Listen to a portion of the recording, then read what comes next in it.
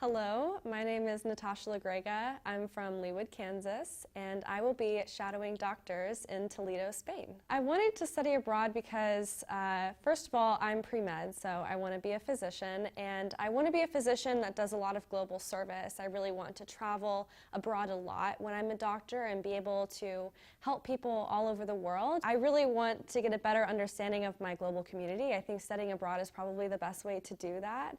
I'm also in the process of starting a nonprofit organization that is hopefully going to be working abroad for a very long time. So to me, studying abroad is a really necessary thing because I need to get the experience of how do I travel, how do I take care of myself, how do I go to a new culture and live there for a certain amount of time.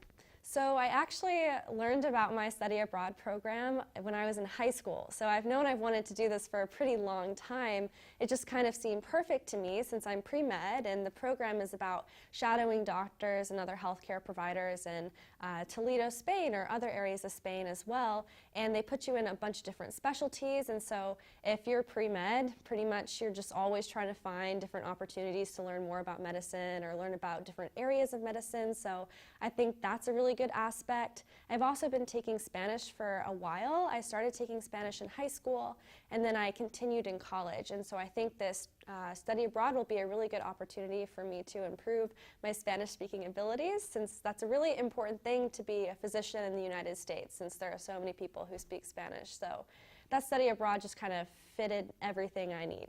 I think there's a lot of challenges to studying abroad. I think financial was probably the biggest one for me. And pretty much the thing that was the hardest about it is, of course, study abroads are very expensive, but you can definitely make it work if it's with your major, and mine aligns pretty well, and so I'm actually getting credit for something that I need to graduate, so that works out really great. But I also applied to like a million scholarships, so filling out all of that paperwork took quite a while, but on the bright side, I won several of them. So I actually have about half of my study abroad paid for, which is really cool. And I'm really glad I did that, but it's definitely a bit of a process, a lot of paperwork, and so I think that's probably the hardest part so far. I don't know if I'll encounter any challenges when I actually go on the trip. Like I said, I've been taking Spanish for several years now. I'm really excited to be more immersed in that culture. I really have never been immersed in a Spanish culture before. I've never even been to Mexico. I'm also excited to see what healthcare looks like in different countries. Spain has more of a universal healthcare system, which is very different from the United States. And so I feel like that'll be really important for me to know, hopefully when I'm a physician one day, so I can kind of keep that in mind when I'm treating people of different cultures or backgrounds.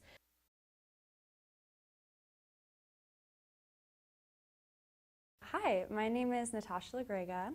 I went to Toledo, Spain, which is a smaller city about an hour outside of Madrid. And I was there for 6 weeks shadowing doctors in hospitals. So I would do 20 hours a week, so like 5 hours a day, 4 days a week, and I would rotate departments every single week. So I got to see a total of 6 different departments in the hospital, which was really cool. We also went to some Spanish restaurants. One was called La Flor. That was really good. That was like traditional Spanish food. So, and their food's just so good. I had a really special experience meeting a med student. Her name is Maria. It was like meeting myself, but from a different nationality. She was like the sweetest person. She has really good English for someone who's never left Spain.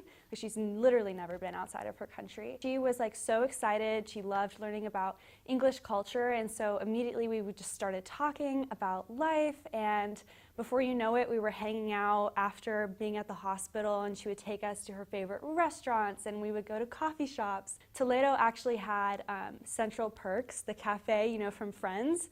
So like our first time together, we went to Central Perks and we had like Friends playing on the screen. We had so much in common. Like she's so passionate about medicine. She loves to write. She's really artistic. She's just like the sweetest person.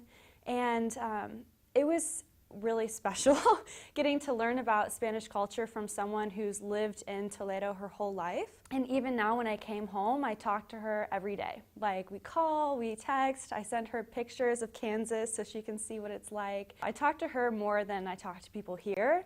So it's really fun having like a best friend who's not from where I am. This was something I kind of saw in Spanish culture, but I saw the most being with her. Spanish people are very loving.